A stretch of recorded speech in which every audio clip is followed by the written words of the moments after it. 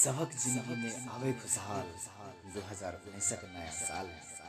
सबक जिंदगी में आवे खुशहाल 2019 का नया साल में। दूर भजा सब जिंदगी का काल 2019 का नया साल में। सबक जिंदगी में आवे खुशहाल 2019 का नया साल में। दूर भजा सब जिंदगी का काल 2019 का नया साल में। प्रत्येक काम काज में लाभ भेटे, प्रत्येक काम काज में लाभ भेटे, बढ़त रहूं हाँ हरेक क्षेत्र में। प्रत्येक काम काज में लाभ भेटे, बढ़त रहूं हाँ हरेक क्षेत्र में।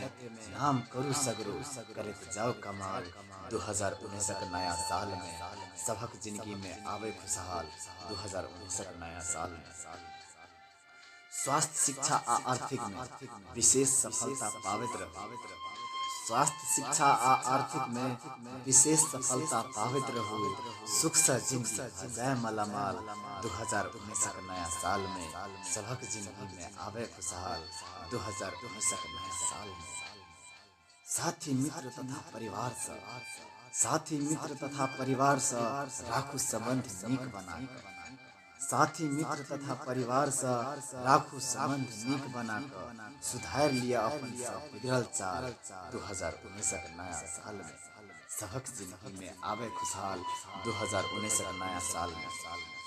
मित्रता अहिना बनल रहे, मित्रता अहिना बनल रहे जेना बनल रहे शुरुआत में।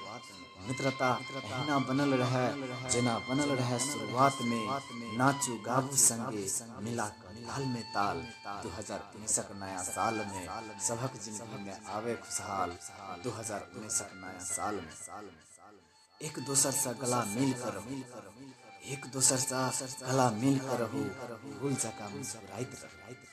एक दूसर से गला मिल कर रहू, भूल जका मुस्कुराइत रहू। बिछावत चलो सगरो मित्रता के जाल 2019 का नया साल में। सबक जिंदगी में आवे खुशहाल 2019 का नया साल में। नीक नीक भोजन बना कर खाओ, नीक नीक भोजन बना कर खाओ, भूखा गरीब के सेहो खुआओ।